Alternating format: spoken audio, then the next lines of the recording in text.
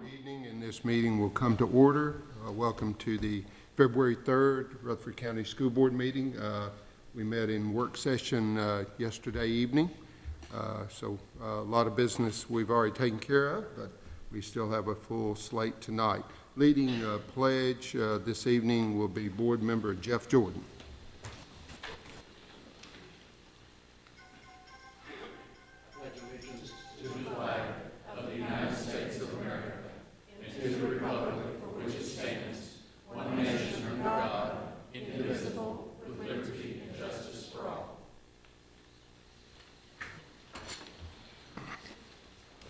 Thank you, Mr. Jordan. And that reminds me, I'm going to take a look at my phone real quick just to make sure that I am on silent. Anybody else that would like to join me in that?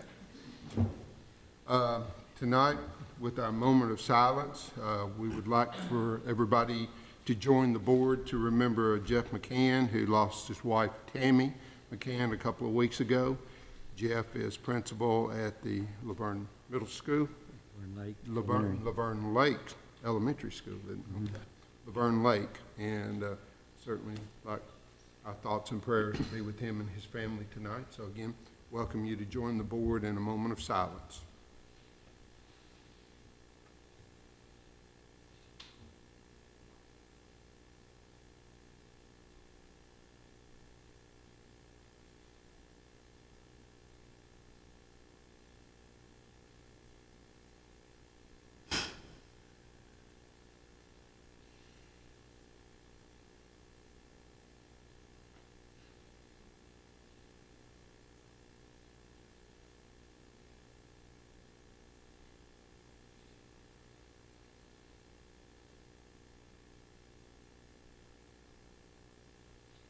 Thank you. Again, our hearts and prayers go out to Jeff and his family. Again, we met last night and discussed several of our issues, and so we'll continue to work through that. Approval of the agenda. So moved. Second. Mr. Hodge and then Mr. Estes. Further discussion or questions? Hearing none, all in favor say aye. Aye. Any nays? Okay. It's approved. Approval of the consent agenda. So moved. Second. Mr. Holliday and Ms. Moore. Discussion or questions? All in favor say aye. Aye. Any opposed? And that is approved. We have several visitors with us this evening. If you would, as you approach the podium, we have 3 minutes.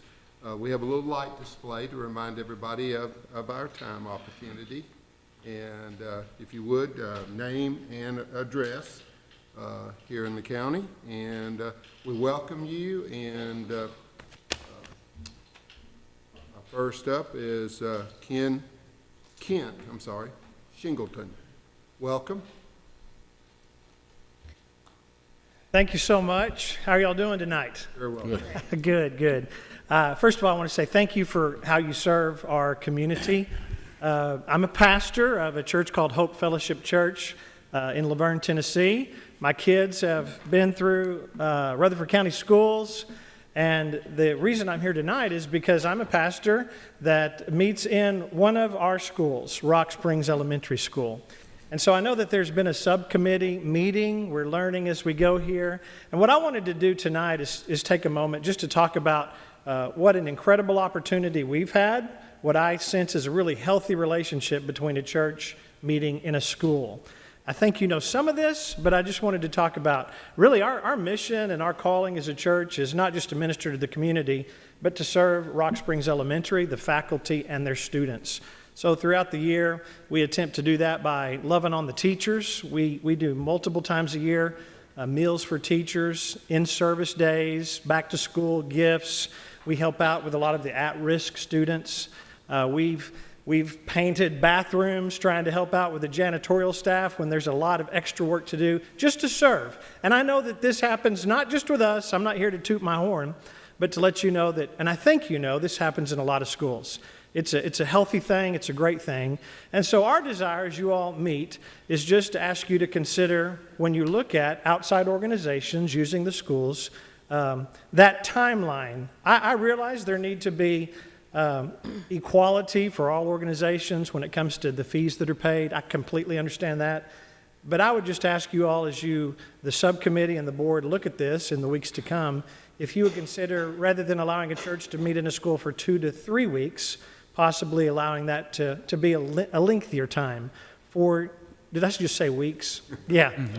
That's a really short time. Instead of 2 to 3 years, my proposal would just simply ask that you consider 4 to 5 years, maybe even 6 years. And of course, I know a lot of that has to do with that relationship with the principal and the school. But the main thing I want you to hear me say is we appreciate this opportunity. If I've told our congregation this once, I've told them this 25 times. We never, ever want to take for granted the school system and this opportunity we have. And we look at it as an opportunity to serve and try to make a difference in our community. So thank you for what you do. I know that this will be talked about again in the future, and we appreciate your consideration. Thank you, Mr. Blair. Thank you, Brother Singleton. We will have a policy meeting on the 17th at 5 o'clock here at the central office. And Mr. Young, who chaired the advisory committee, will make a presentation to that policy meeting at that time. Awesome. Awesome. You're welcome to attend. All right. Thank you. Appreciate it. Thank you all. Our pleasure. Tammy Sharp. Welcome, Ms. Sharp. You've been with us before. We're pleased to see you. And on behalf of the board, welcome. Hello, thank y'all for hearing us tonight. I came to talk about vouchers. I'm sure that's a concern of y'all's. It is mine as well, because I've been following some of the bills that they're passing. Last year they passed the special needs bill, and I've kind of been digging a little deep into that. And since they haven't passed a bill or voted on a bill, we really don't know what is contained in the bill that the legislature is about to vote on. One of the things I'm afraid of is accountability, because they, I don't know if they have any accountability standards, if they're going to do the criminal background checks, if they're accredited, if the demographics, or even their curriculum. We don't know what their curriculum is or their goals. One of the stories that I found came out of Greensboro, North Carolina, and if anybody wants to look it up, it is, let me get the link for you. Well, it's Greensboro, North Carolina, and it was the Islamic Academy. And the story appeared on 10/7/14. And they had 170 applications. After the school had ran a deficit since 2003, and the school year 2013-14, they still awarded $90,000 to the school. When they began to award vouchers that year, they took $10.8 million out of the school system. Now that scares me. What $10.8 million would do to Rutherford County, we know that that's not, they're not talking about Rutherford County now, but it's coming. It's coming. I think we've got some great teachers. I am for public schools.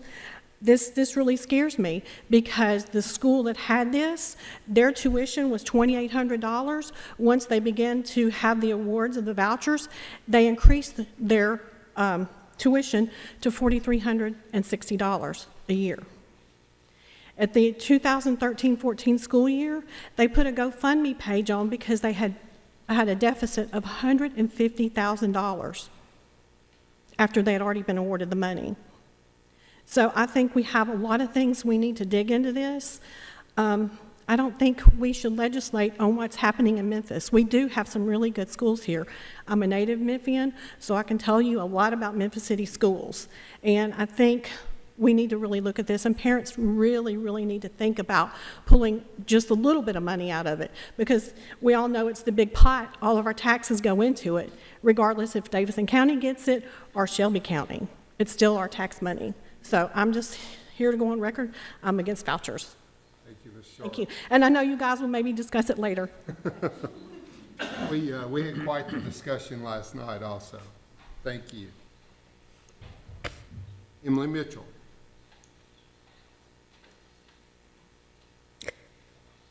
Ms. Mitchell, welcome.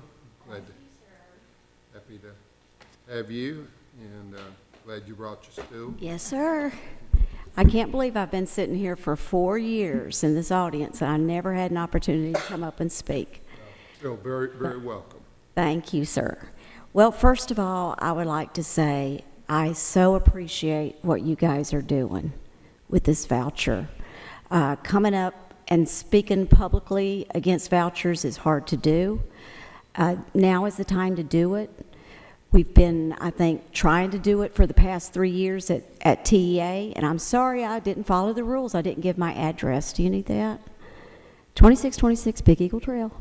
Okay, and I teach kindergarten at David Urey Elementary.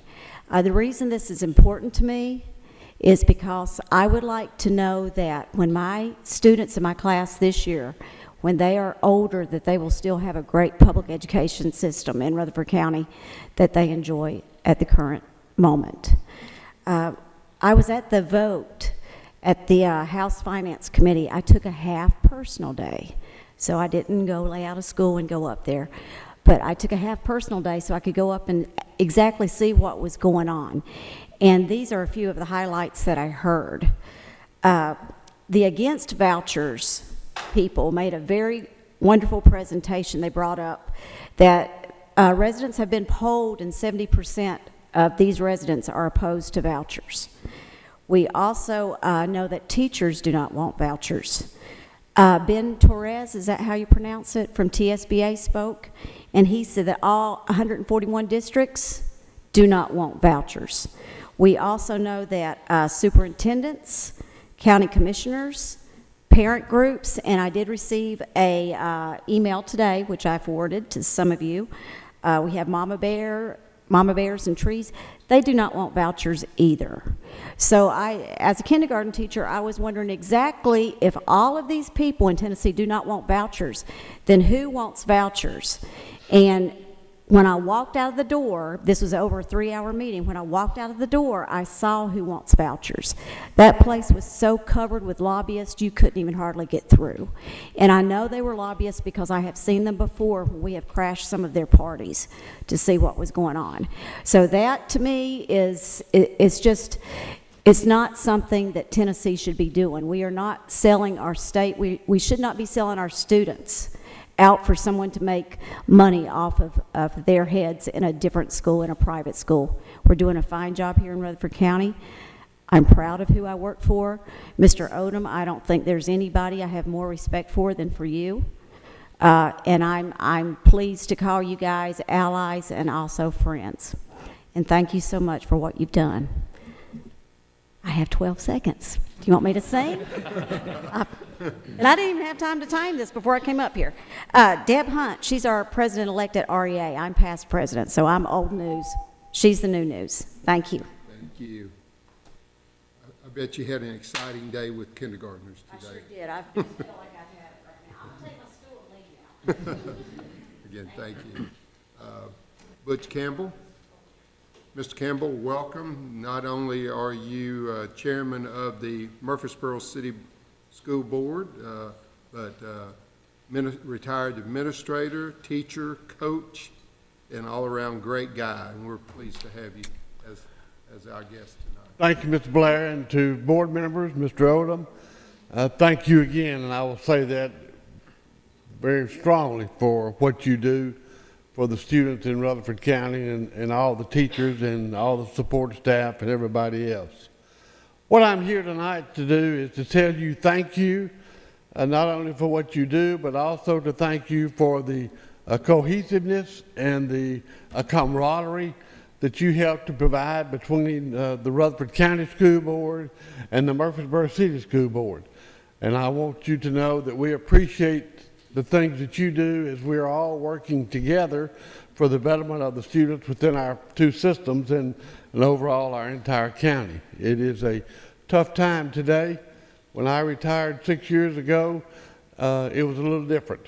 And those that have taught know that as well as I do. In regards to the ladies that have spoke before me pertaining to vouchers, yes, Murfreesboro City Schools have sent emails, we have sent letters, we have sent resolutions to all 6 of our county and city representatives in opposition to vouchers. And I only can hope that they perhaps will read those and take some voice and help us to prevent the voucher system from coming on board throughout the state. And even though we right now would not be affected by it, it could somehow affect us in years to come. But the main thing is thank you. Thank you for your correspondence. Thank you for your discussions. And we appreciate the things that you do. And we thank you very much for all of us working together for the betterment of everybody in the education process in Murfreesboro and Rutherford County. Thank you. Thank you, Mr. Chairman. We too are grateful for the cooperation between both of our boards. We have worked long and hard for the children of Rutherford County, and there's no difference. They're Murfreesboro City, they're Rutherford County students, and we're all on the same page, and we're all on the same team. Yeah, because we realize we have them up through 6th grade, but you have them the rest of the way. Yes, sir, we do. Thank you. Again, thank you. Deborah Hunt. Welcome. Good to see you.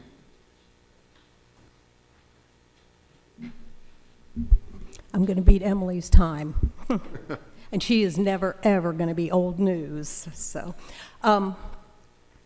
I sat in the legislative forum last Thursday with our legislators, and one of the questions that was asked was, do you support vouchers? Are you going to vote for or against? How could you possibly support them? And the response was, and it was an honest, I think, response, we've been asked by people in those districts who care about their children, who want their children to have every opportunity. So the only point that I'm going to make, because I think the others have been made very well, is this. We all care about children and teachers and the parents who are sitting in those struggling schools every day facing problems that we don't face here in Rutherford County for the most part. But in order to serve those children and all the children who will not be able to leave those schools, whether or not they have vouchers in their district, we cannot abandon our responsibility to put money not away from those schools, but into those schools, into the classrooms, and more importantly, I think the state of Tennessee is going to need to look at what Rutherford County, what Murfreesboro City do. We need to be providing support beyond just the classroom. Those children need support with nutrition, they need support with health. We can't say, let's just let them go where they want to go. That is not going to solve anybody's problem. We're going to have to say, everybody into the pool, let's get in there and see what we can do to save those children, because otherwise we open a door that we all know is going to get pushed wider and wider and wider.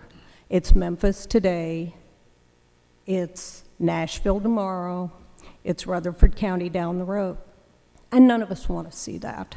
So I would just congratulate you for the work you've done to push back, to support the idea of helping all children, not trying to salvage a few at the expense of everyone else. Thanks. Thank you, Ms. Hunt. And I'm sure we'll have more board comments later on when we get to the ELN part and possibly board discussion. Thank you all for visitors being with us tonight. Mr. Odom, we're going to spotlight on education. One of the statistics that I've given more than once, I guess, this year, we've had over 1,200 new student enrollees in Rutherford County schools this year, close to 1,300. Around 800 of those have been high school students. Some things are going on in our high schools, that our principals and the staff, that's making Rutherford County high schools very attractive to people. The CTE programs, mechatronics, the engineering, the health. We saw Smyrna came up with EMS training, just really real-world opportunities for students. But another thing that's become very attractive is the dual enrollment and dual credit. When I mentioned this today in front of Leadership Rutherford, one of the questions came up, can they get this at every school? I said, all of our schools are offering some of these dual credit and dual enrollment. But you're in for a special treat tonight. I'm going to ask Mr. Durkish from Laverne High School. They're doing our spotlight tonight. You may want to get you a tissue out before we start, okay? Mr. Ash, thank you. Welcome, Mr. Ash. Glad to have you this evening. Tonight's program that we do, actually, I'll do a little introduction and then we'll show a video that Mr. Evans did for us on dual enrollment. And I think video, people that are professionals at what they do, sometimes capture something they didn't even know they were going to get. And I think for me that happened in this dual enrollment academy. My wife says that I've got a special smile for my kids and my grandkids, which is probably true and nobody else sees it very much. But she said when you watched that video, you had your grandkid and kid smile on. But part of it that Faith does really says what we want Laverne High School to be, and it's a huge compliment to our faculty and staff of what they do. But we have several new board members that weren't there when we started, and I wanted to kind of update you on that, and then we'll see the video. Ms. Ruiz will speak for a minute and introduce the stars to you, and then I'll wrap it up. But when Mr. Odom asked us 4 years ago, when it was evident what we needed to do with Stewart's Creek High School and how it was going to affect Laverne High School's free and reduced and population, for us to come up with a program that would attract people to us academically and rigor and be what our community needed. Miss Ruiz and I, she's the only one left of the original crew that came in to fix it. You know, with vouchers, I don't really get that. If you have a school that needs help, fix the school. You know, why do you need vouchers? Put the money and fix the school. But anyway, that's another side. But in that conversation Ms. Ruiz and I had, she was very much, we'd come back from a conference wanting us to do academies. And there were several districts that had successful academies around. I was very much wanting dual enrollment, and I was aware that it would hurt AP. If you don't know how those two, they don't really live in the same communities. So together we came up with a dual enrollment academy and started as a vision, and we've only been there 3 years, and we're close. I think next year we'll offer 58 hours of dual enrollment. So we're close to that first graduate who has their associate's degree handed to them the same time they get their high school diploma. If you do that at Laverne High School, it'll cost you around $1,000. If you do it at Motlow, which is a low-price junior college, you'll be somewhere around $7,000. So if you had to pay now with Tennessee Promise, that's helped us a lot more. But our kids are benefiting. And I want you to know when your money is spent, I don't know that you always see it when you build a nice building or what you do. Tonight you will get to see what your money has done and what it is continuing to do for our kids at Laverne High School. We not only ask y'all to help us with textbooks, which is, as our numbers grow, that money's going to go up every 3 years. We go into a contractual agreement with the university that they won't change textbooks for 3 years. But that's a big chunk of money that y'all have to give us. I hope you realize that those monies that you're spending for ours, you would be spending for English 4 books just the same at our school. We're just using college, but they're a little bit more expensive than those. And we always get used books, which is a pain, but it saves a lot of money when we do that. But your money has done that. Also, the instructional department here at Central Office has helped us all along the way. Right now, we're probably going to have 2 growth positions, and it's not because of anything except dual enrollment. It works great in English 4 because that lady teaches 6 classes of dual English, but it works. She's an English teacher, and she's teaching 6. U.S. history, he's teaching 6 classes of dual, but he was hired for history, and it works. But when you get to psychology, my person who has a master's in psychology is a math teacher. She was hired to teach 6 math classes. Next year, she'll have 5 psychology classes, or either got to cancel the program for psychology. And Mr. Zago said, don't cancel it. We'll get you a math teacher to fill that spot so she can teach her psychology. Because we're very blessed that we have 9 faculty members that have their masters in math or history or psychology, French, Spanish. So all of that sometimes causes more money that you may not even know that you're spending, that Mr. Zago finds for us to get us a teacher there to help. So we very much appreciate that and the help that you've been to us. Also, our last data, we have 40% of our kids that are going to college that are enrolling in that first year, 40% out of 550. So when you see ACT scores, you have to realize 60% of those kids have no intention of going at all in their mind, so they don't really care about that test, and we're trying to change that. Central office instructional staff helped us encourage those kids to let our seniors retake it. If you don't know poverty, they take the test one time in April, their junior year, when it's paid for by the state. They don't go back and retake it, and they don't take it before because they don't have the funding for that. We're able this year, our seniors are retaking it, and we saw about 1.5 points growth.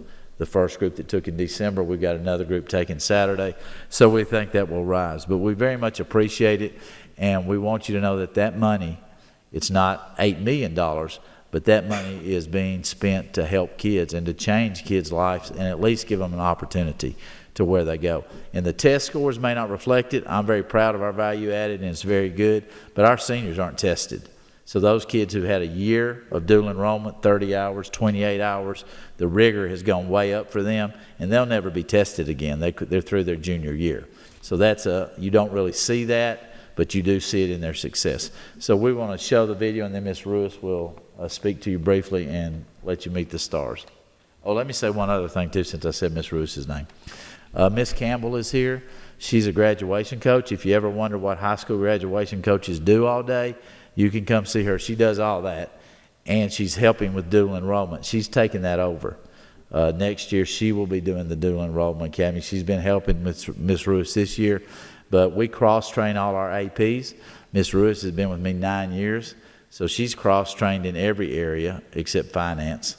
So that's her next area. So next year, she will have a different role, so she's prepared to go on and get her own school and already have experience in every aspect of it. So Ms. Campbell's been helping. She'll take all the responsibility next year, but she'll have consultation. She can pay Ms. Ruiz an extra fee to help when we need that. But it's going to be in very good hands, and my APs are all here, we'll all be involved in it. It's a school-wide pride issue with dual enrollment because of the success we've had. So if you'll play that.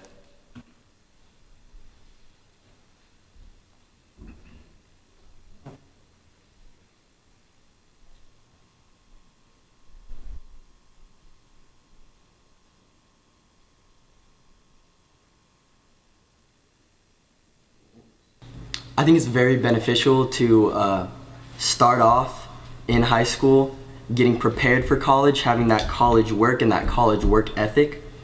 Also, it is very affordable compared to college. It costs little to nothing. The school gets it to us for almost free. It's really nice and gets us prepared for college, and overall just sets us on a successful course.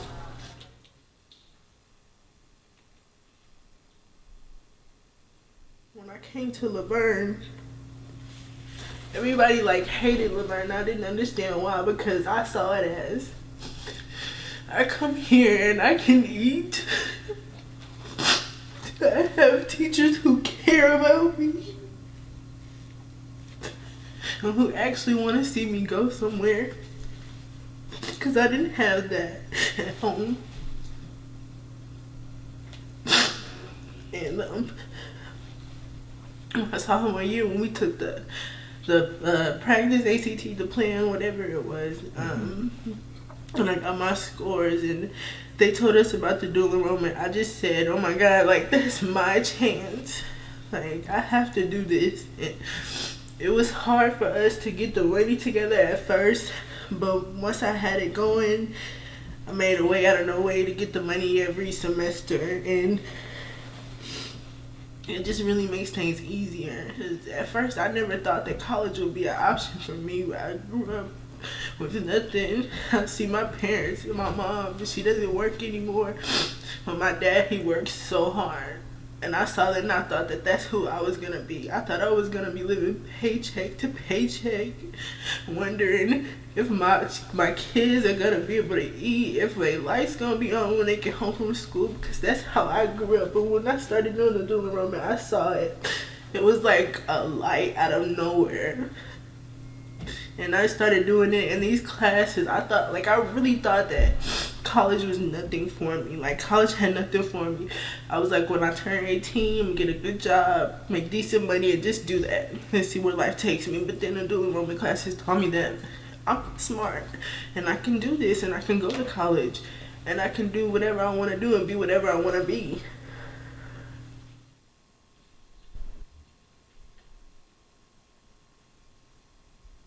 Well, I've always just been good at writing. That's always been my thing. And then Mr. Nickens' class really got me into politics more. And then I went to governor's school, and that political science teacher had a real impact too. I'm taking dual biology, dual art appreciation, dual pre-cal, and You have English? English, yeah. I really like the environment of the class. It feels more difficult than the other classes here by far, and it's just really great for preparing for college.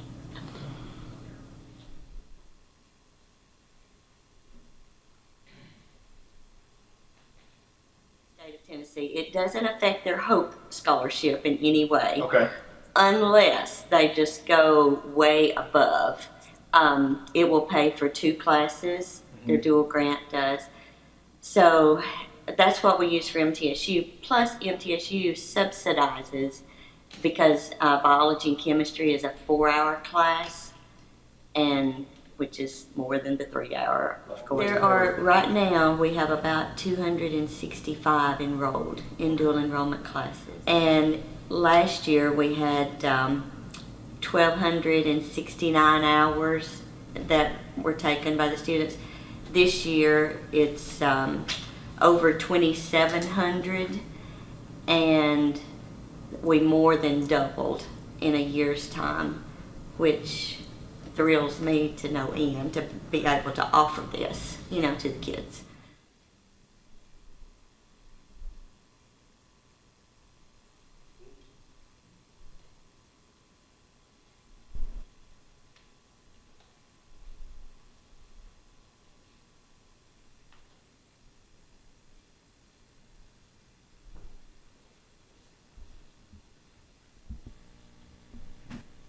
So to kind of just give you guys an update, we came here 4 years ago and did a spotlight when we first requested funding for textbooks for dual enrollment. And when we came here 4 years ago and we started this whole process, we had 29 students in our first dual enrollment class.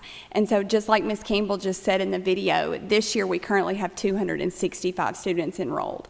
So the growth has been exponential. It's been incredible to watch these kids and just the experiences that they're gaining. When we first started with Motlow originally, we offered 2 classes. We offered the English class and we offered a math class. And now currently next year, we hope that we are going to offer American history both semesters, so they will earn 6 credit hours in the American history course. Psychology, which is an elective for them, they'll earn 3 credit hours in that one. College algebra, which is 3 hours, and then pre-cal, which makes up their second semester, which is another 3 hours. The Spanish, which is new for us, this is our first year that we've offered the Spanish, and they get both semesters of the Spanish class.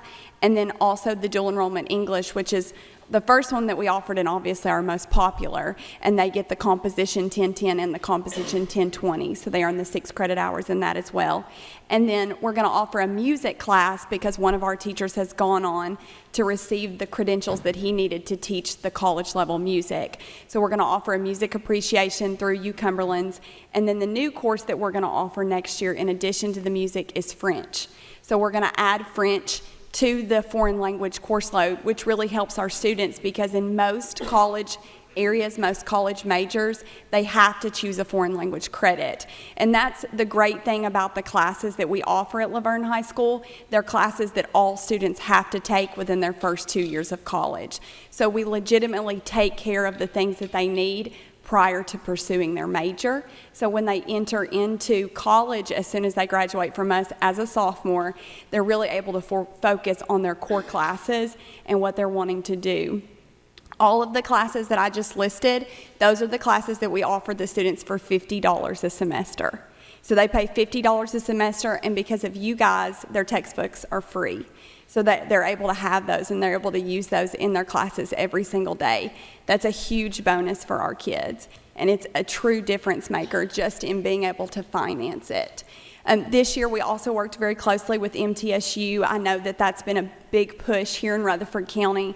And MTSU actually sent us 4 college professors this year. One for biology, which the students are earning a 4-hour credit.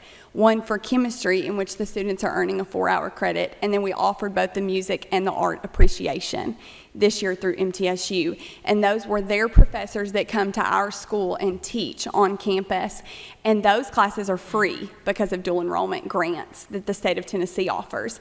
So since MTSU is a public institution within the state of Tennessee, our students are able to get those classes up to a certain number for free, so they don't have to pay for those at all. And MTSU has done a really good job of subsidizing the extra amount that came with the biology and chemistry class so that our students wouldn't have to pay the fee.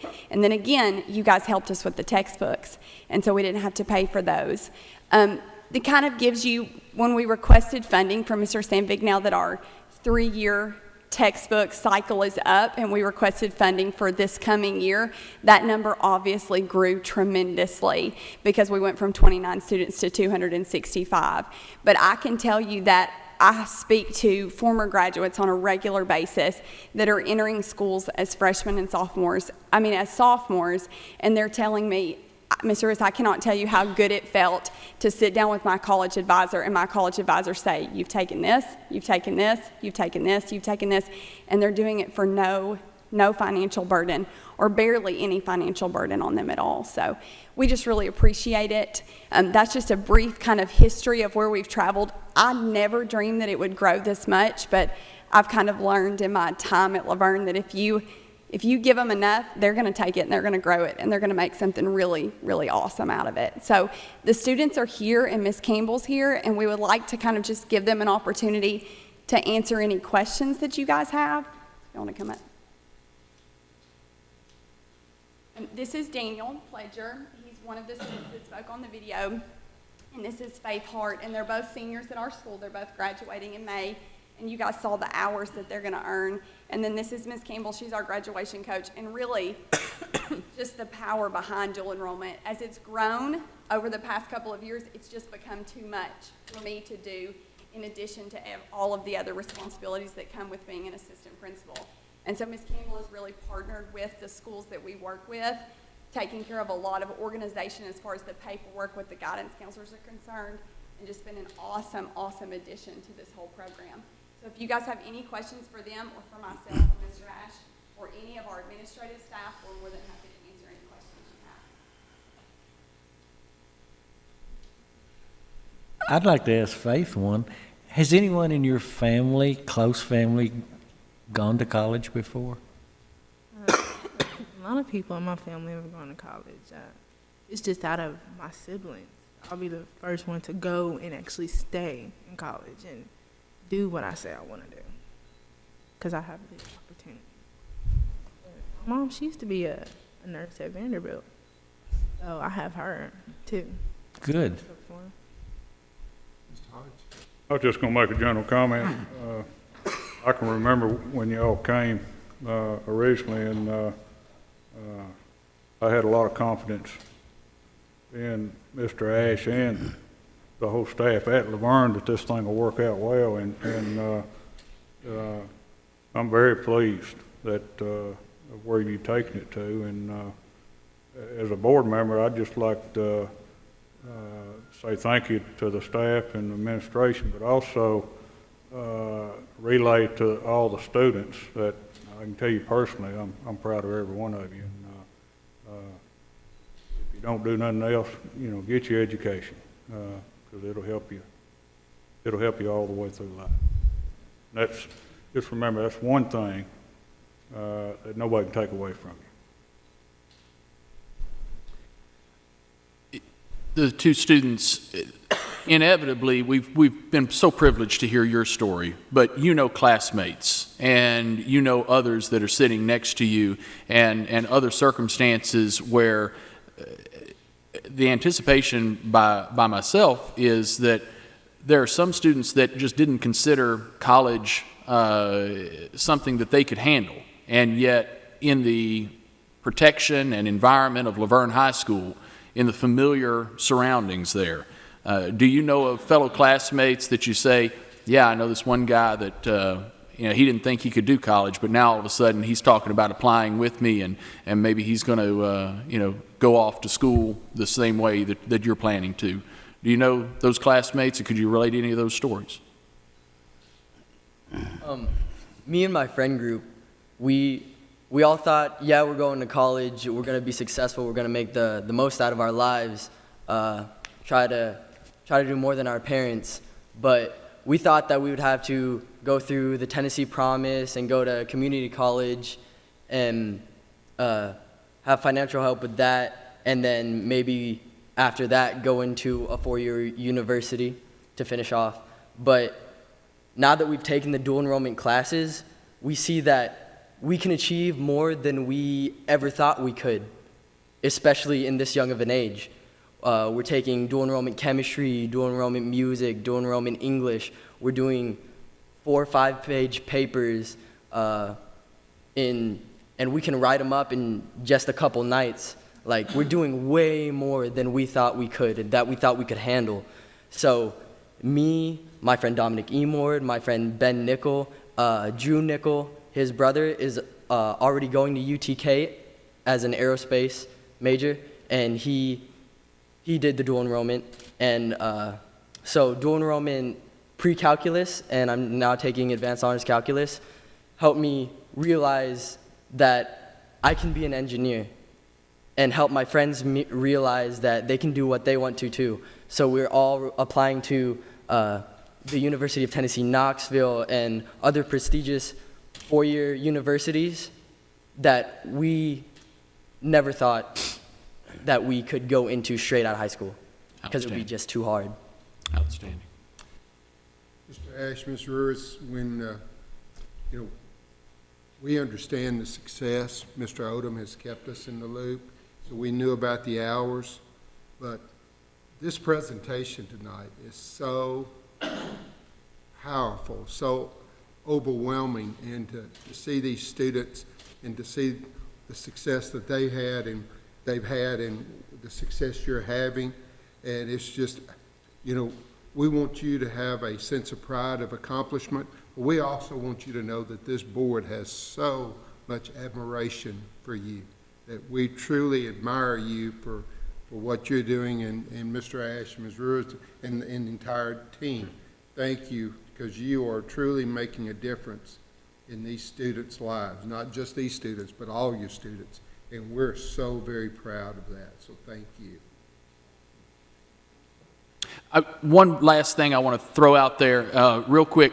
Ms. Ruiz, I know that your familiarity with University of the Cumberlands was one of the key components that really allowed for this program to expand.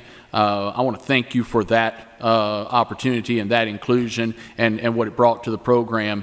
And also, Ms. Campbell, all the best.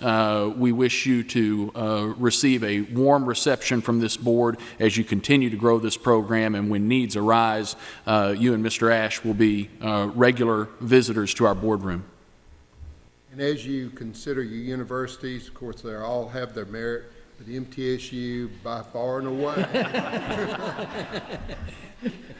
Mr. Chairman. In wrapping up, the 4,000 hours, when you multiply that times Motlow's tuition, which is $166 an hour, that's about $700,000 that our parents have got lifted from them for college. And I will tell you, maybe their soul and spirit isn't the same, but Faith's story is not unusual at all at Laverne High School.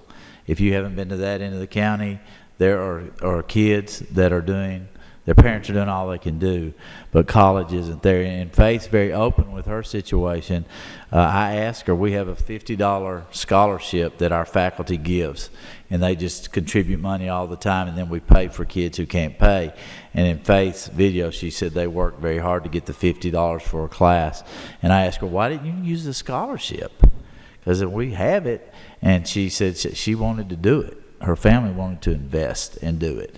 So they have, her mother's been ovarian cancer for three times, so she doesn't work, but she made it happen. And in Faith, which I'm telling you, there are many Faiths.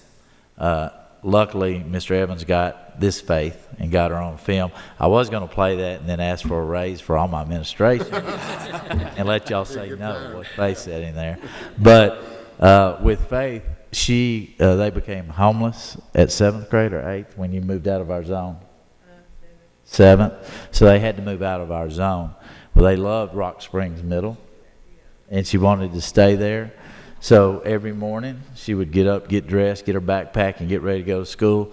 And at weeks at a time, she wouldn't go to school because nobody would take her. Nobody would be there. But she would get ready, and she would sit on the couch and want to go to school, and wasn't able to do it because there weren't buses going by because she was out of zone, really, going to Rock Springs Middle.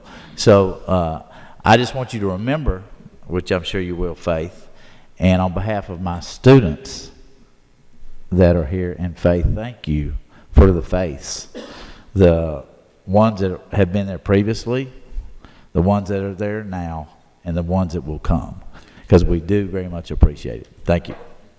Ms. Moore? Yeah.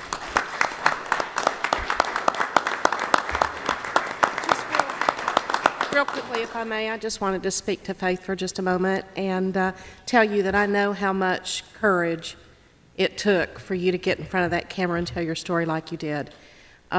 Truly inspirational, and you're going to be an inspiration to kids, and all of you will, to kids to come and following your footsteps that they can do it. And I just thank you for having the courage to step up. So you go, girl. Thank you. I appreciate it so much.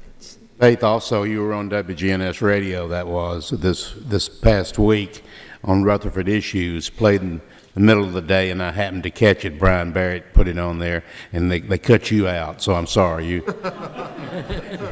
You all got no radio time, but we did hear from Faith, so I knew who she was when I walked in, and extremely impressive this whole presentation was. Thank you, all of you.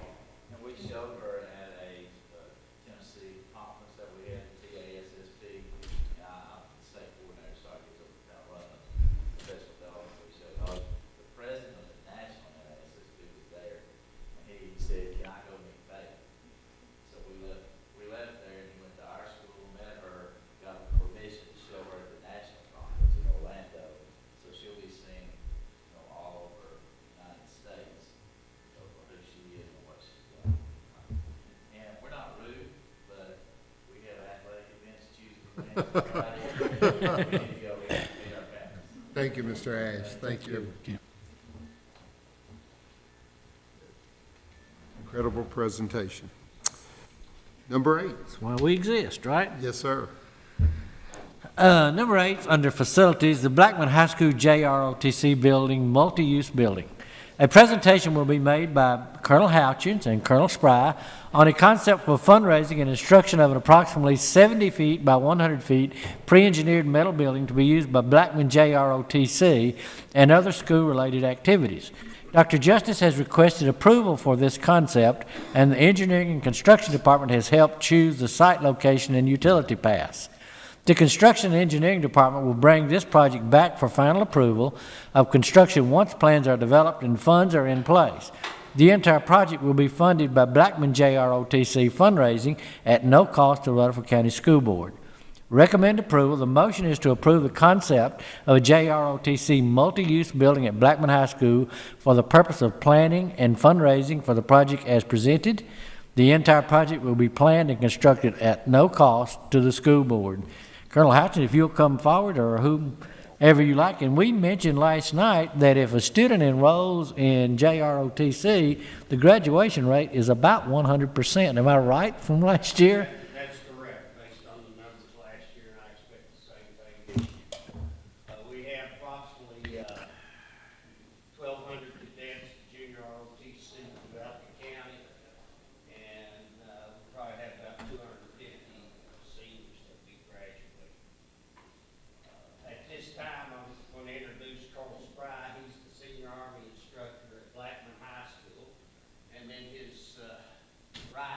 person is Sergeant Major Farmer Sanders.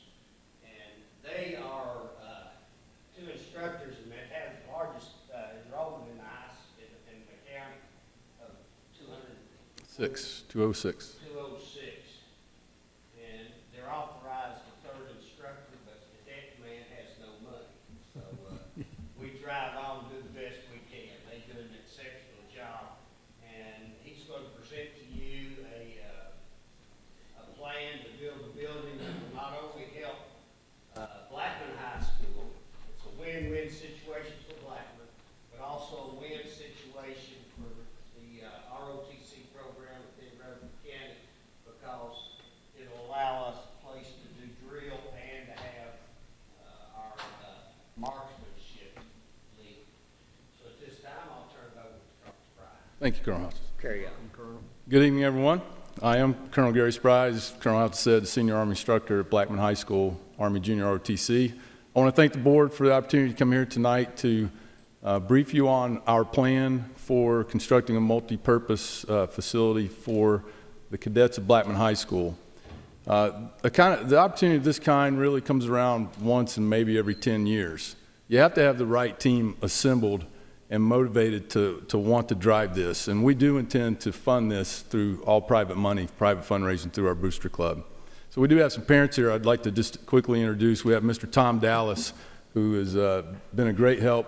He's on board with the building committee for this building, and also Mr. Dwayne Hicks, who's also here, and he's going to act as our treasurer for this plan that we have put together. And if without the correct help from parents and the support and enthusiasm from the parents, there's no way that we'd have the opportunity to really do this, because with 206 cadets, myself and the Sergeant Major stay pretty busy with the activities of the cadet battalion.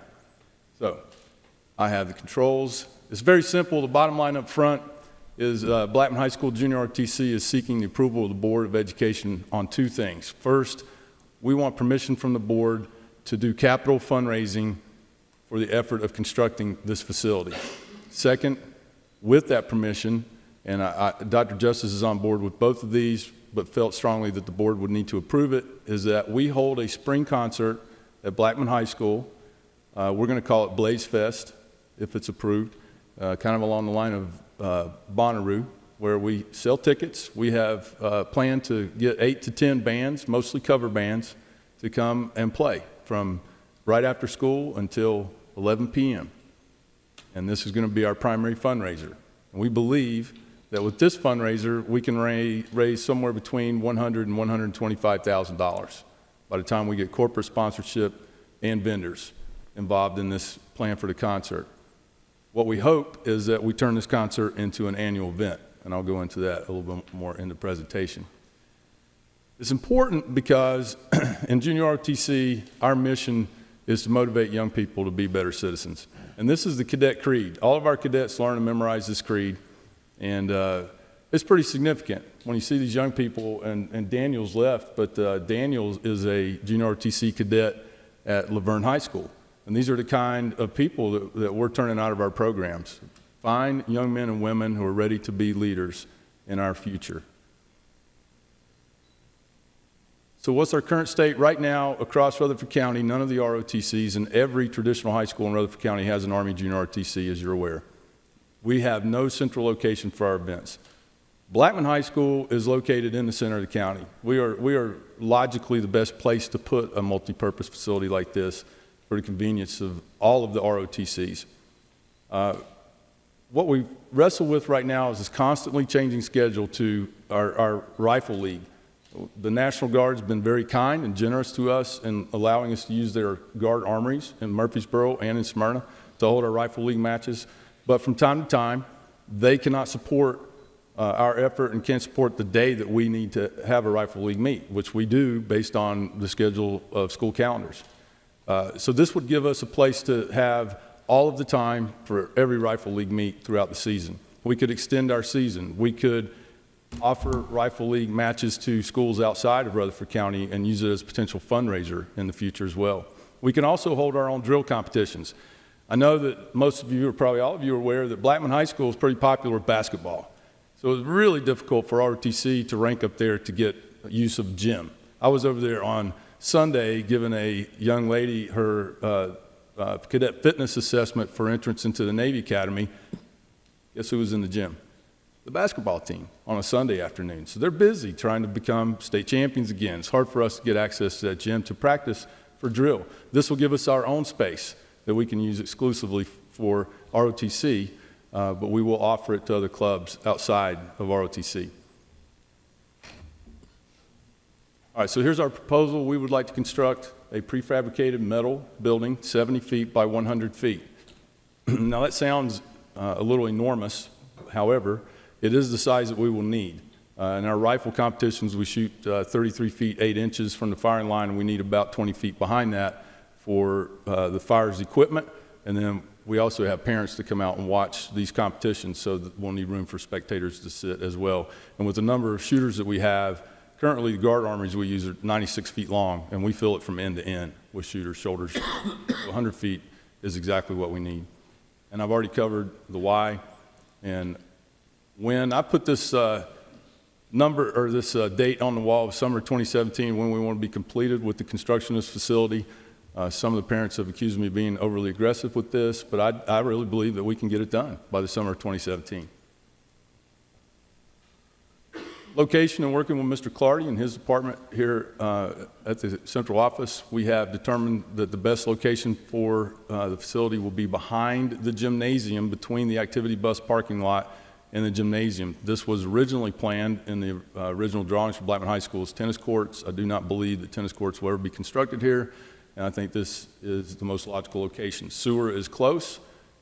Power can be pulled from the main power supply room in the cafeteria, which cuts down on the cost of hooking up utilities. And this is a picture of that grass field that's not being utilized right now. It also, putting it back there, since it is a metal prefab building, it will lend itself to keeping the same pleasing aesthetics on the front of the school that we have now. Here's our budget. The facility, we believe, for construction is going to cost between $125,000 and $150,000. For electrical, water, sewage, HVAC, if we do HVAC, it will be $150,000, and we build a contingency in. We believe we need to raise $325,000. All budget expenses are going to be managed through our booster club, and with direct oversight from Dr. Justice, and she has approved of us standing up our own booster club, which we currently do not have. So we're in the process of preparing those applications. The construction, we're planning to phase it over 3 years. The first phase will be to get the building up with all of the plumbing stub and power to the building so we can have heat, but not air. HVAC and other items in the facility will come in phase 2, and then the final phase will be landscaping the building, and we want to pour 2 concrete pads outside. If we ever wanted to have a drill competition, those pads could be used for the drill competitions, and also we plan to put large garage doors on the building so we can open those up when we're having a drill competition, provided it's a nice day outside, and we could put bleachers on those pads. Parents could gather there and still be able to see their kids perform inside the building. There's our strategy and timeline. We're here today addressing the board and seeking your approval to begin capital fund raising. We have already formed a construction committee that consists of myself, Mr. Tom Dallas, who I introduced earlier, and 5 other parents. We also have a committee, and that committee is going to be responsible for the budget and expense control as we go in and start seeking bids from contractors.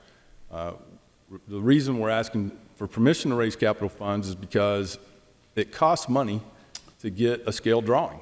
And so when we go to our contractors and ask for bids, we understand that we have to come back to the school board with scale drawings and the construction application and get that approved.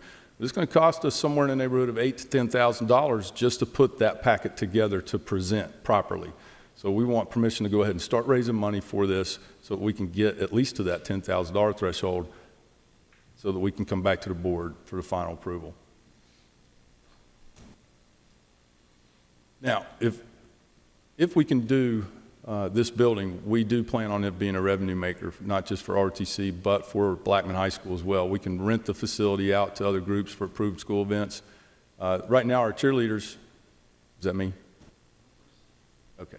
Right now, our cheerleaders practice cheer in our gym lobby. They could have access to this building once it's completed, provided ROCC is not using it. We plan to do, like many gymnasiums in Rutherford County, we plan to do corporate sponsorship and seek corporate sponsors who want to put up their advertisement inside this building. And we hope to host an annual Junior ROTC concert. What does this mean? We have the ability, if we get to do the concert, we'll have the ability to build this facility. We'll be able to replace our aging rappel tower, our competition rifles that we use right now. And by the way, if you're not aware, the Blackman High School rifle team is currently 10th in the nation, trailing Siegel, who is 6th in the nation. We're about to go shoot a nationwide tournament down in Anniston, Alabama, which just got approved as a field trip. Thank you, Mr. Odom. And we're going to shoot shoulder to shoulder with all the top schools in the country. And hopefully we'll finish in the top 5 and get invited to the All Services Championship. But our rifles are 10 years old, and that's pretty old for these rifles that get thousands of pellets fired through them a year. Replacement rifle is to the tune of about $2,700, and I have 10 of them. So that's $27,000. And when you look at a bunch of kids and say, hey guys, we need to raise $27,000 to replace our rifles, this concert will give us the ability to not only replace our aging rappel tower at no cost to the school board, but also to replace our aging rifles and the shooting outfits that the kids use, which cost thousands of dollars as well. And it'll give us the ability to enhance our obstacle course. And it will also give us the ability to give back to our school and our community in ways that we've kind of kicked around so far. Is we could assist in supporting other Blackman High School programs. We could endow the football team with a donation each year, or the cheerleaders, or any of the other clubs that are in need. We can have summer camp scholarships for cadets so that they can go to drill camp and rifle camp, which right now we can't afford to do. And many of the parents can't afford to send them. Some of these camps are in Florida and others are in Texas. We can potentially develop a trust and endow that trust for college scholarships for cadets that are worthy. They graduate high school and want to go on to college. And we can help other charities like Soldier's Child and Wounded Warrior Project. So we are Blackman. And we in ROTC are building a stronger foundation for tomorrow's leaders. Thank you. Okay. We want to get a motion in a second. Then if you have questions for the Colonel. Move to approve. Motion by Mr. Hodge. Second. By Ms. Moore. Questions for Colonel? Not really a question, but I'm going to make a comment. Because of our work session, because of Mr. Clardy's review of your project, and because of our high expectations, almost everything that you just presented is exactly what I anticipated. Excellence and just exactly what we would anticipate. The one thing that I found surprising, and yet I probably shouldn't have, is your inclusion from day one, $1, to give back. And when I think about it, I think, well, what should I expect? If you're building that kind of character, it's an absolute fundamental characteristic to put that into the process. We have a problem in our country right now, and I'm sure that it's here in our community as well, of selfishness. And you are being a model in this proposal, this presentation, and what you're doing of not only do we need these things, excellent facilities, excellent opportunities, the highest grade of equipment and facilities, but at the same time, a commitment to give back to those around us. I can't be more enthusiastic in my support for your program. Thank you, sir. I appreciate that. And to go along with what he has just said, the stakeholders that are willing to put themselves out there, your parents. Yes. You know, this county has been blessed to have parents that contribute and sacrifice so much for our students, and we're blessed to have them, and thank you very much.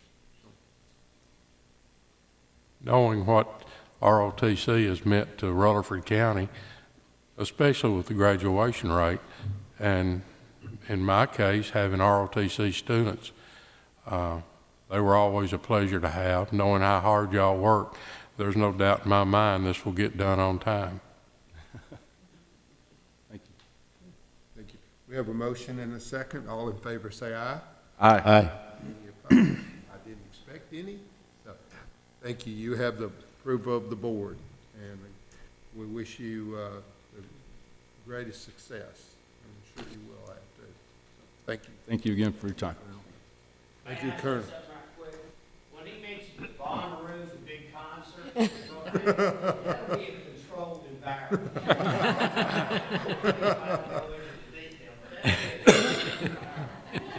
We kind of, yeah, we kind of assumed that, Colonel Houchins. Good. Yes, sir. Again, excellent. Excellent program. B. B is a Eagleville Phase 1 deductive change order. The final cost for the Phase 1 Eagleville School additions and renovations project from the general contractor, Robert S. Biscayne Company, is $5,365,100. The bid amount for the project was $5,415,100. The final change order, the deductive order number 1 amount, is a credit of $559,000. The project is complete with the exception of a minor warranty issue with the roof. Recommend approval. The motion is to approve the final deductive change order from Robert S. Biscayne Company on Eagleville Phase 1 for a credit in the amount of $59,000. Move to approve. Second. And Mr. Jordan. Further discussion? All in favor say aye. Aye. Any opposed? Motion carries. C. C is the Rocky Fork site clearing change order. Bomar Construction Company has submitted the final change order for the Rocky Fork site clearing contract. The cost includes surveying additional detention areas with non-porous baffle and cemetery survey evaluation and grave count for a total of $101,436.74. The board approved a contingency of $140,000 at the time the bid was approved, so this change order comes out of the amount, leaving a balance of $38,563.25 to go towards site development. Recommend approval. A motion to approve Rocky Fork site clearing change order to Bomar Construction Company in the amount of $101,436.75. So moved. Mr. Holliday? And Mr. Estes. Further discussion. Of course, we had work session last night and covered a lot of questions at that time. All in favor say aye. Aye. Any opposed? Motion carries. D. D is Eagleville property. Mr. John L. Turner is in the process of donating another acre of property to Rutherford County Schools adjacent to the 3 acres that we recently acquired from him in the west of the school and adjacent to the county EMS building. Eagleville High School football is currently using it for a practice field. Mr. Turner is in the process of having the other acre surveyed at this time. This will make a total of 4 acres at that site. During Assistant Superintendent Clardy's negotiations with Mr. Turner, he has offered just under another acre for a price of $40,000 per acre. The Engineering and Construction Department thinks this would be a good deal for the county in case there's a need for an annex building on the Eagleville campus at some point in the future. The added approximate acre would bring the total tract size to approximately 5 acres. Recommend approval. The motion is to approve purchase of just less than 1 acre of property from Mr. John L. Turner adjacent to the recently acquired tract for the amount of $40,000 per acre. Mr. Jeff Reed will handle the purchase, and closing the funds will come out of Rutherford County School account 76-100 other capital outlay. So move. Mr. Hodge? And Mr. Young, and I believe you mentioned that the average cost per acre Was about $16,000 from what he sold us before, giving us an acre, adding this 1 acre to it, so your overall cost is about $16,000 an acre for the 5 acres. Correct? pretty good real estate deal these days. For a school board, when you're Yeah, interested. yeah. That's our issue. Okay. Have a motion and a second. Further discussion. All in favor say aye. Aye. Any opposed? Motion carries. We did the insurance update last night with Ms. Barnes. Thank you. And any questions or anything, we can open that back up if you need to, but I think Ms. Barnes covered it pretty well. Okay. Chairman Hodge will lead the discussion with the Tennessee Legislative Network.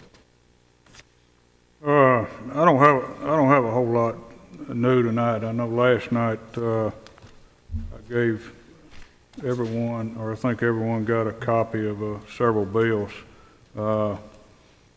Before I go over the one we all got a lot of interest in, I'm still I don't know if you could say amazed or confused about this the House Bill 1638. So I've asked Mr. Odom if he would try to interpret it, if he would. This bill, the stated purpose according to the state website, establish a manner of funding for regional schools created by local education agencies to amend certain chapters for that to happen. It's not unusual across the state. Of course, counties aren't exactly the same shape to stack up in squares or rectangles or that sort of thing. So it's not uncommon across the state of Tennessee for counties to maybe share, where an appendage goes into another county, transportation purposes, that sort of thing. We even have districts that operate a career and technical, vocational or career and technical education center jointly to do that. The change in this one is that if a school district sets up one of these regional, what they're calling a regional school, and declares it STEM or some other things, which is going on in the state, then the local education, if students come from, say, another county into this, that other county will have no say whatsoever about certainly the state funds, ADM. We understand that following the student, but this bill will make it mandatory that the local funds follow that student there too. In fact, here's some of the language. If a student attending the school resides in another LEA, local education agency, and the BEP state and local per pupil funding of the sending LEA is less than or equal to the BEP state and local funding for the creating the LEA, then for each student from the sending LEA enrolling in the school, the Department of Education will withhold from the sending LEA's BEP state funds the amount of its BEP state and local per pupil funding and transmit that amount to the creating LEA. In other words, if Metro Nashville were to put up one of these regional schools in Antioch somewhere, and we had a number of kids that, well, we're going to go down there and enroll in that, and they declared it a regional LEA, then they very well could have the right to the ADM monies, which is state monies, follow the child, but to tell Rutherford County taxpayers, hey, you got to pay Davidson County for taking that school. The same would be true if we set up one and they came from somewhere else, but of course we're so crowded that we're not likely to be setting up one future. But it's taking something that's really districts have worked out together before, and now the legislature for some reason is deciding you've got to do it this way. So they've stepped in, or attempting to step in. So basically, if I understand you right, if you set one of these schools up, say somebody from, let's say we set one up here, Bedford County, Canyon County, all these students, even though they live in these counties, can basically come over here and apply, and we have to treat them just like we do our local people. From what I read in the bill, that's true. And Bedford and Cannon would have no choice but to send their monies here. Same way with us going somewhere else. I think the county commission would find that very interesting. Taxpayers might find it interesting. Taxpayers would find it interesting also. Well, that's sort of what I figured on it, but I just wanted to get your take on it and see exactly what your feeling was. The other one that, and I'm not going to go into a whole lot of details because I think everybody knows how I feel, is on the voucher bill, and we've heard from several tonight from the general public sector, and I'll say since, I guess the REA meeting or whatever they had last week with legislators, I've had several people ask me about vouchers. And the one thing I find is they don't know enough about it. And once you explain a little bit to them, it's a whole different story. And I still go back to what I've said for years. The general public's going to wake up and it's going to be too late. And but what disturbs me and continues to disturb me is they're drawing this money out of public education from this lower 5% of the schools. I've yet to find, I've talked to legislators, I wrote legislators, but nobody's yet to answer me how they're going to fix these low-performing schools. I mean, nobody will answer you. So therefore, these schools aren't making any progress. I mean, they're staying to where they're at. And I think Mr. Ash made a comment up here earlier. Fix the schools. If you don't have the right administration in it, put the right administration in it. I'm a firm believer, and some people might disagree with me, but you get the right administration in these schools, you can change the schools. I'm a firm believer of that. But one last thing, I found out today, I guess, or this evening, that I believe I'm correct in now that all of our legislators were for vouchers. So hopefully between now and Monday, they may have a change of heart, but I don't. I'm not looking for it, and which is disappointing. I mean, and I won't say anything else, but another thing that really disturbs me with the growth that we've got here in Rutherford County, and as bad as we're needing, if you want to say growth money, growth funds, or whatever, why we don't have a legislature down there pushing for our needs, instead of worrying about another county, 3 hours away. I mean, I know the reason, everybody else knows the reason, but it's still disheartening to know that they're not up here pushing for us. So I'll just leave it at that. Thank you, Chairman Hodge. Ms. Moore? Thank you, Mr. Chairman. And I know I spoke quite a bit last night, so I'll try to keep this brief, but I think everybody knows that I'm passionate enough about this subject that I think it deserves at least one more go-round from us, the board, to try to reach out to and stress to our governor and our legislators how we feel about this. And thank you, Mr. Hodge, for that, because I think he really hit the nail on the head when you talk about why they're so interested in these vouchers, but don't seem to show any interest at all in what could be done to actually turn these schools around. To my knowledge, there's been no studies done. I mentioned this last night, and I still would purport that that money would be a lot better spent if we developed a task force, and I'd be willing to volunteer for it, of school board and administrators from our exceptional schools here in Tennessee to help them figure out a way to get those schools fixed.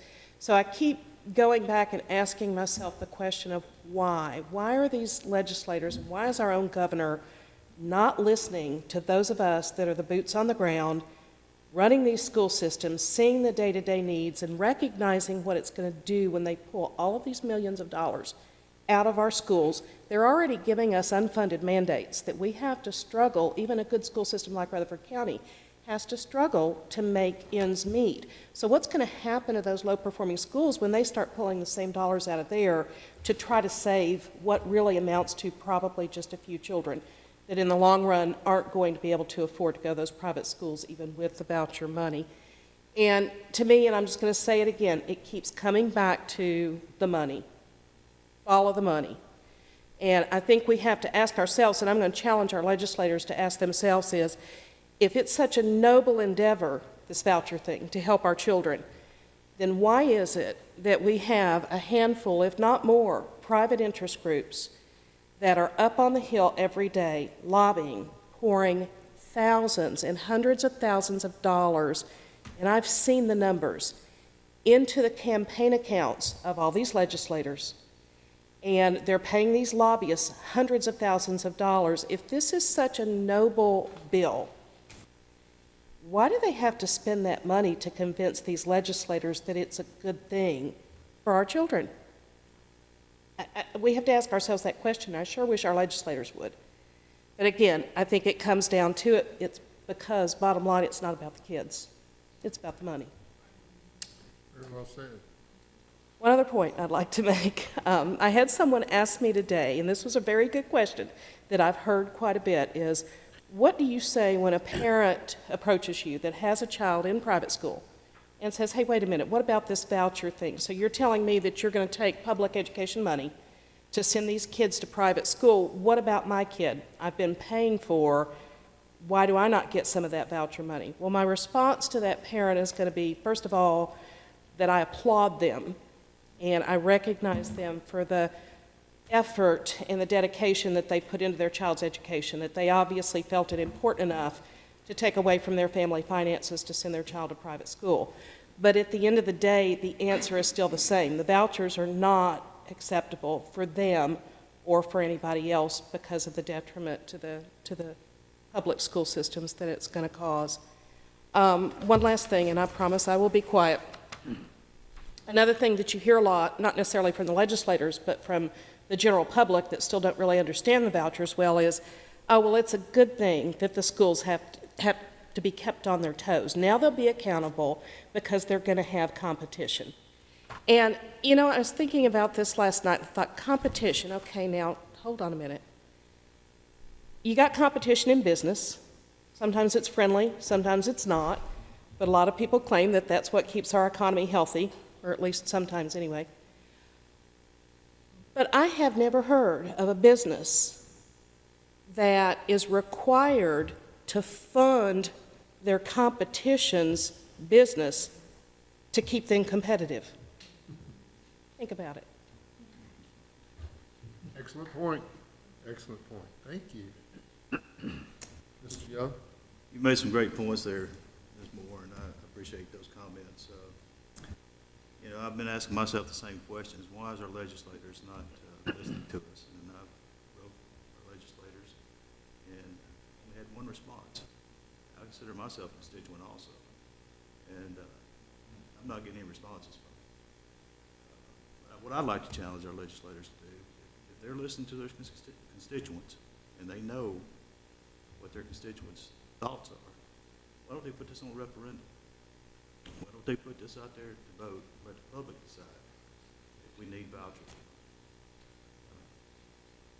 I don't think we'll see that. I think, like we've already talked here tonight, the proof's already in the pudding. They've been paid to do what they're doing. And, it's something we can't stop. Mr. Estes? Well, I told Mr. Jordan I was going to give him a history lesson tonight. So his history goes back further than mine. Ooh. Being retired, I got to sit around today and read this 11-page bill twice. And I read it twice because sometimes I don't remember everything. So in it looks like that there's very little accountability. Special ed has the possibility of coming back on to public schools. Why a private school would want to follow these rules, I don't understand that, because most private schools do not want state interference. They would have some state interference of some kind. And it's not oversight of the good stuff. It's free lunch. It's how they hire their teachers. They would have to follow the rules we follow. A lot of them don't want to have to do that, and maybe some of them can't afford to do that. The history part of this, 50 years ago today, I would have been sitting in Miss Sarah Young's history class at 8 o'clock in the morning.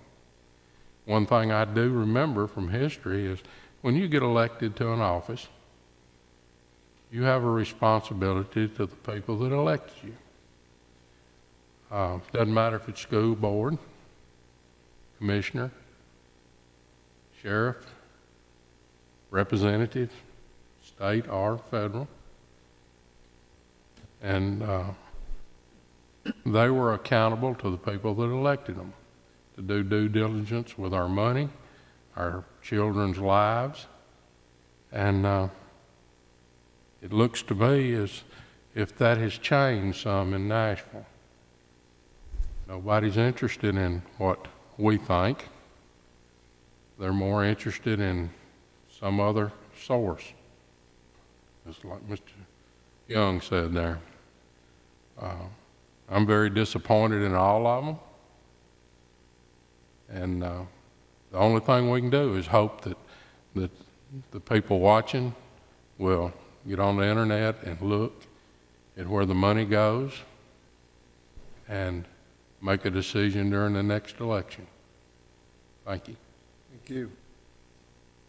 Mr. Jordan. Well, 53 years ago, I would have been sitting in Ms. Young's history English class, and she would have told me to enjoy Canterbury Tales. It just wasn't what I thought it was. I put down great expectations and went right into something else. A number of points were made last night that were just terrific, particularly the two people to my right, and I assume that Mr. Holliday is probably going to repeat some of the things he said last night, which certainly deserve repeating.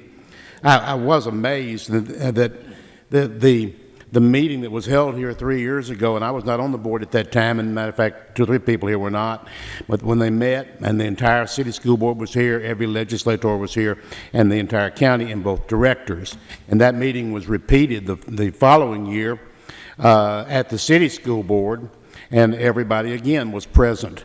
And at that time, I was a member of the board, and we all went.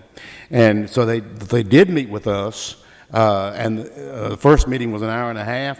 The last one, the more recent one, was almost 3 hours, I believe. And they went right back to Nashville and paid absolutely no attention to anything that we said, and they told us the opposite before they left the room. And I felt real good when we left. And until the voting started in Nashville, and then I didn't feel so good anymore. But my father told me decades ago that there is a reason for everything that happens on this planet. He said there's always a reason. You may not be able to see it right away, you may never see it, but there's a reason. I don't know why vouchers, if they pass, why they're going to pass, if in fact that happens. But I suggest it's a mixture of 2 things. One of them is an ignorance of how difficult education is. They think this is easy. And are they going to do an ROTC program like we just witnessed? No. You know the answer to that. It's not going to happen. And there are hundreds of other things that the school system, both city, Murfreesboro, and the county, do every day that these people they're not going to bother with that. They're not going to be accountable. Or, the second reason, and I'll repeat what I wrote down, and she did not steal it from me, okay? But this really came out in Watergate. Follow the money. Follow the money. And Ms. Moore just said that a minute ago. I'm also amazed that there's just so many things here that do not add up. I don't care who really, for the purpose of this conversation, which political party is controlling the legislature. It doesn't really interest me at this moment particularly. But they have a supermajority. They can do whatever they want. And it doesn't make any difference really which party it is. This is wrong. This is a conservative, very conservative legislature. And they're going to pass this expensive program that is not going to do what they are telling the public that it's going to do. It's not going to do it.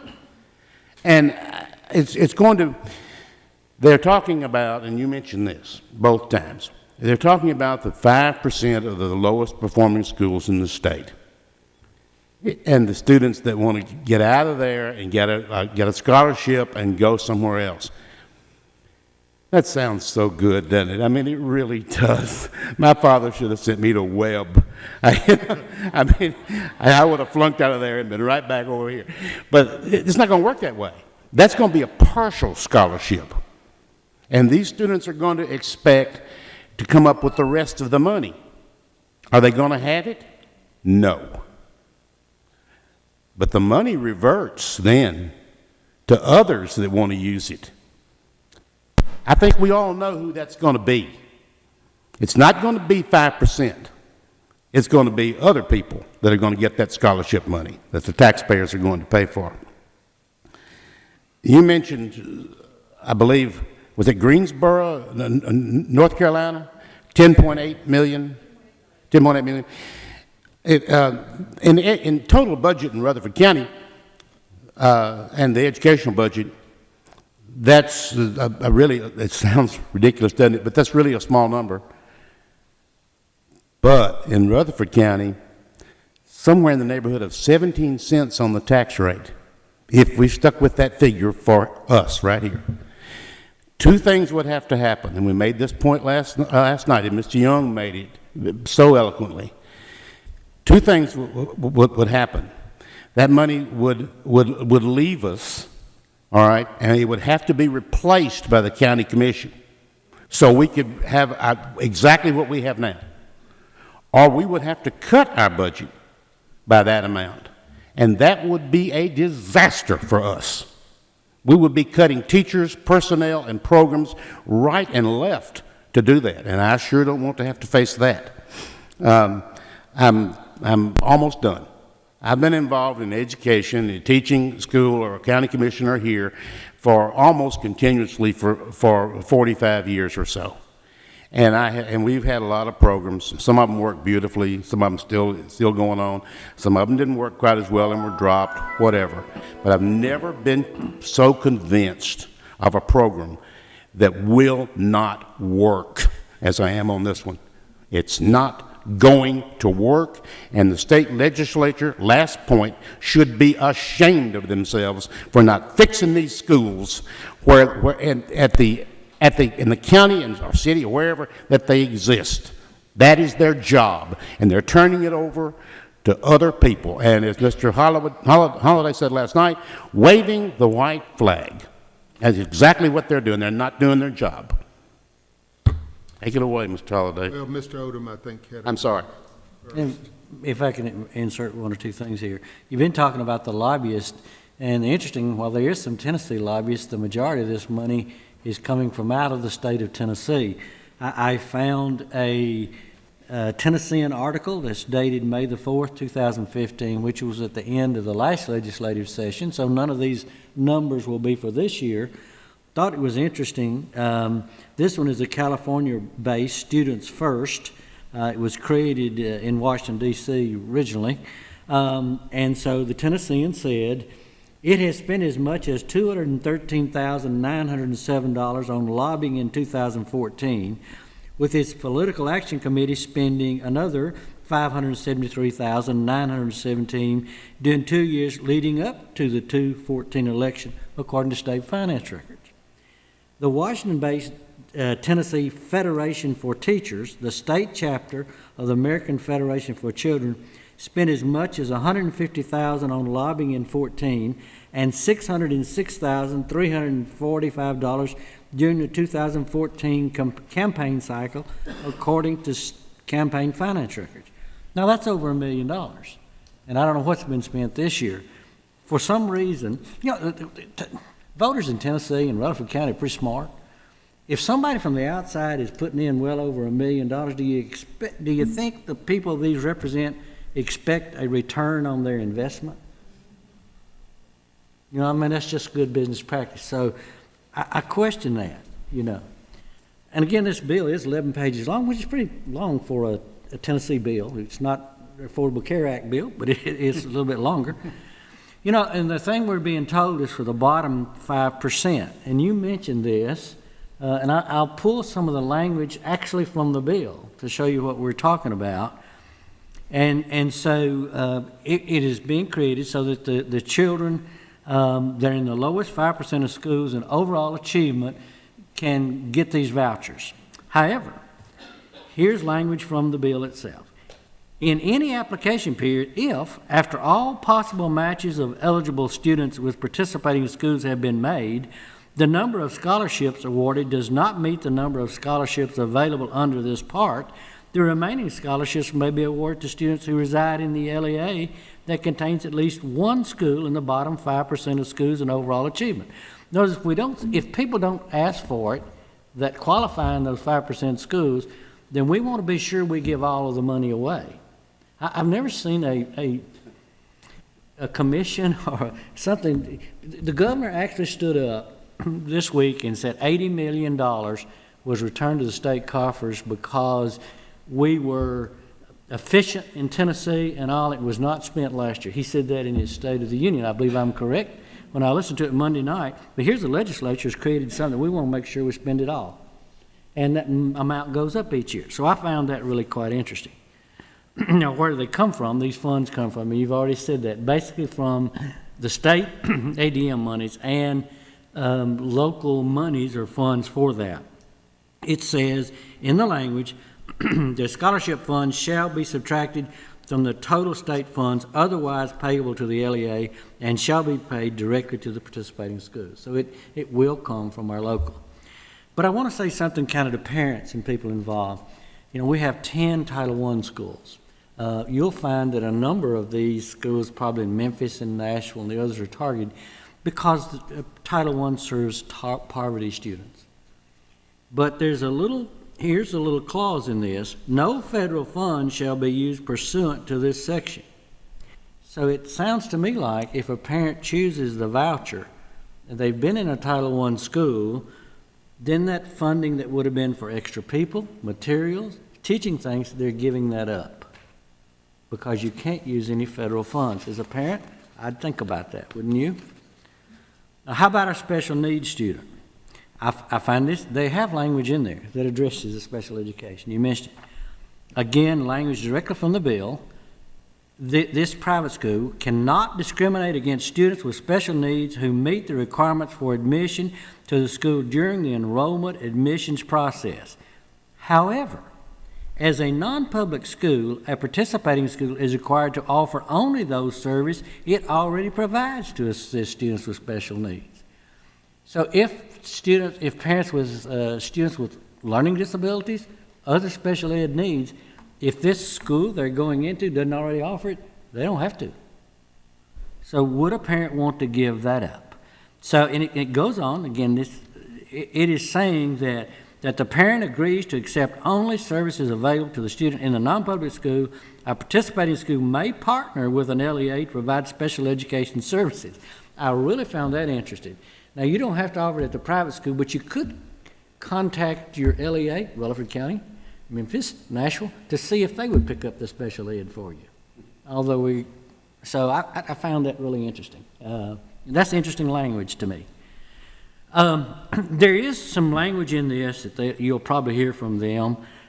If a participating school demonstrates achievement growth for scholarship students in the aggregate at the level of significantly below expectations for 2 consecutive years, as represented as a value-added assessment developed pursuant to Part 6 of this chapter or through guidelines adopted by the State Board pursuant to Part 3 of this chapter, the Commissioner shall have the authority to suspend or terminate the school's participation in the program.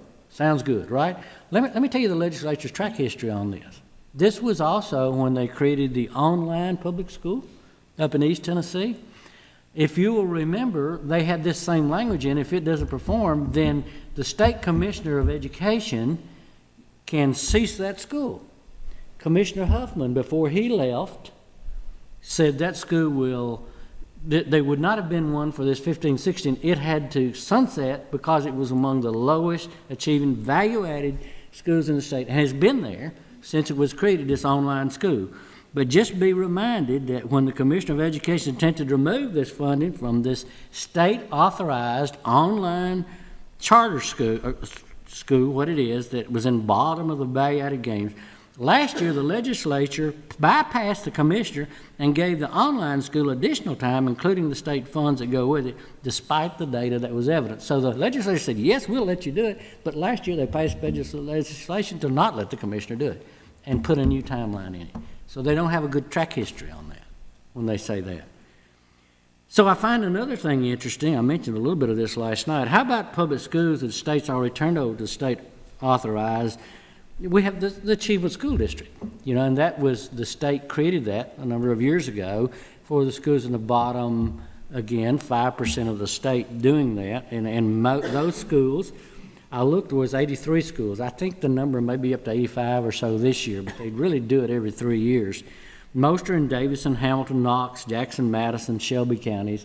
That's why your legislatures are basically saying to you that. But when I looked at this, when I looked at the names of the schools, the state's own Achievement School District, which was the charter schools it authorized to replace the failing public schools, 12 of those schools in that list were Achievement School District schools. In other words, 1 out of 7 of the ones on the state lowest 5% were the schools the state's created in their Achievement School District. So, here, I didn't read anywhere in this that if you were a parent in the Achievement School District, that you would be getting a voucher if you'd like to leave the state's Achievement School District. I hope it's there, because those parents should be treated just as fairly as students in any other public school district. So, the bill has some issues. It has several issues. And so I do hope our legislators, I hope parents and people listening will ask some of the same questions that I'm asking. We've been talking about this for years in this boardroom, and some may ask, why is Rutherford County so passionate about this when so many people say it's not going to affect Rutherford County? Every legislator from Rutherford County says, this is not going to affect Rutherford County. We're passionate about this because we're passionate about education. We're also passionate about this because the special education voucher, which passed in the 2015 legislative session, passed with 52 votes in favor. And that's important because it's got to have at least 50 in order to pass.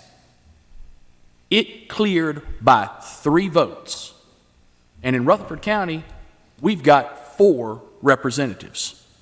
So it does matter what's going on in Rutherford County because we've got 4 representatives who ought to be hearing from the Rutherford County School Board, the Murfreesboro City School Board, the teachers of Rutherford County, all of which, the parents of Rutherford County, the students of Rutherford County, all of which have appeared in this boardroom tonight and have said unanimously, do not pass a voucher.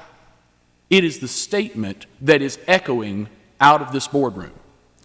Now, there's another reason, in addition to all of the reasons that my fellow board members and Director Odom have suggested. The money will vanish. In 2002, the state legislature passed a state lottery and said, we're going to do this for education. They handed to every incoming freshman at colleges across the state a $2,000 scholarship that allowed them to offset some of the expenses and go off to college. Since 2002, we've seen that scholarship increase. It's somewhere north of $3,000 now, but we've seen college tuitions rise even faster. Well over $3,000 increase, and the money has vanished. Why would we, as citizens of Rutherford County, as citizens of the state of Tennessee, wherever you might be, think to ourselves that anything is going to be different in primary and secondary education? If these vouchers pass, the money will simply disappear. Where will it go to? All of those lobbyists that are looking for a payback, that are looking for a return on their investment.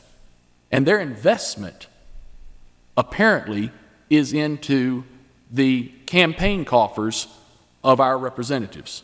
Now, maybe I'm misinformed. Maybe representatives are still studying this. Maybe there's an interest in delaying this decision. It would certainly be something that if my constituents were so overwhelmingly opposed to something, I'd have to say we need to study this a little while longer or some type of delaying technique. I know that the facts that we've put forward deserve consideration. And anything other than this consideration is just thumbing their nose at the people of Rutherford County. There have been some who have spent the last 60 days criticizing this Board of Education, this board member, for informing our constituents, informing our employees, and educating the public on exactly what these vouchers are. Well, I'm here to tell you, whether it's the Lieutenant Governor or the House Majority Leader, that type of criticism is unfounded because we're passionate about education in Rutherford County. And we will continue to inform the public about what the stakes are in these kind of issues. Now, there's wisdom in Rutherford County, and our representatives can champion great ideas, the kind of ideas that we've heard about tonight. Deductive change orders. Yeah, we bring projects in under budget. That's a Rutherford County piece of wisdom. Education partnerships, dual enrollment, mechatronics, partnerships with Bridgestone, Nissan, local employers, chemistry labs at MTSU that allow our AP chemistry students to experience incredible opportunities in education. Teacher and staff pay raises. The legislature continues to send teacher pay increases, and one of the fundamental things that makes Rutherford County Schools so great is we understand it's the entire environment. It is everyone that student encounters, from the custodian to the lunchroom attendant to the education assistant to the central office, and yes, absolutely our classroom teachers. All of those people participate in the rewarding process of education. BEP funding, designated funds. In Rutherford County, we set aside specific dollars to force ourselves to maintain our facilities, depreciating assets that are inherent to degrading over time. These are pieces of wisdom that come from Rutherford County, and they are why we are so successful. These are the things that our representatives in the state legislature should be championing. These are the pieces of legislation that should be having an impact across the state and could make failing schools, wherever they might be, a success. Why are we not hearing this from our representatives? Is it because they're not listening?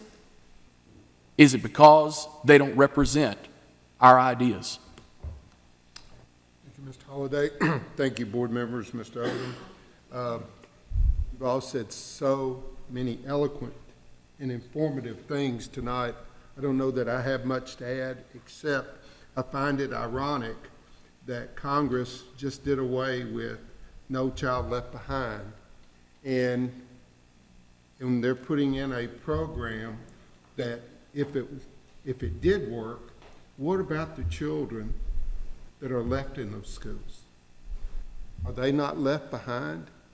And, you know, I wish and hope our representatives will hear our voice and will follow the advice of not only this elected body, but the Murfreesboro City, other stakeholders, and of course our two fine directors of school, you, Mr. Odom, and Dr. Gilbert. That is my hope. So, again, thank you, board members. Mr. Holliday, you did the federal relations last night. Anything to add to that? Not at this time. We've had quite a bit of discussion, but we do have a place for general discussions. I'll have a couple of things. Mr. Jordan. I have one thing on a good note. I'll ask Mr. Wilson back there. Michelle Willard was supposed to send a book by you. Did she do that? Would you bring it up here, please? Because it's a prop. I got to have it. I was for a long time on the Read to Succeed board and part of their one book committee, and one of the books that we considered 2 years ago was an excellent one, the Girls of Atomic City. and it's exactly what it is. It's the girls of Oak Ridge, women of the late 30s and middle up to middle 40s that were responsible for an awful lot of work that took place there in the war effort in that city. And of course, Read to Succeed, pretty well known, I think locally, Unplug and Read and the Spelling Bee and reading in the schools and so forth. Well, they select a book each year, and this one finished, I believe, second in the year that I read it, and then this year they selected it, and it was a New York Times bestseller, etc. And it's an excellent read, and does include some local people. And because we had a lot of women, including one that I happen to know a little bit about from Eagleville, that lived up there. But at any rate, that's the book of the year. I'm going to give it to somebody on this board. I don't know who wants it, but I'm going to give it to somebody. I've got permission to do that, and then you can bring it back when you finish it. The Girls of Atomic City. So I appreciate the chance to give a plug to this nonprofit right here. Thank you, Mr. Jordan. Mr. Jordan, I know when I was chairman, and maybe a few years before that, we always give the book to Mr. Blair to read. With stipulation, he give us a book report. And I know I gave him 2 books and never got a book report. Well, this will be number 3, maybe. You may try that one there, see if he'll read that one. I apologize for that, Mr. Chairman. But as chair, I am going to defer and make sure that you give it to someone else. Okay, fair enough. It'll eventually come to me. I'm in reading right now. Okay. So thank you. Anybody else? Mr. Estes. I'd like to thank Mr. Odom and his staff. One of the biggest concerns, I guess, I have as a board member is parents, when we dismissed for school, you know, those wonderful snow days, they ask that it be announced early enough they can make arrangements for their kids. And this time, the weatherman was right and made Mr. Odom look good.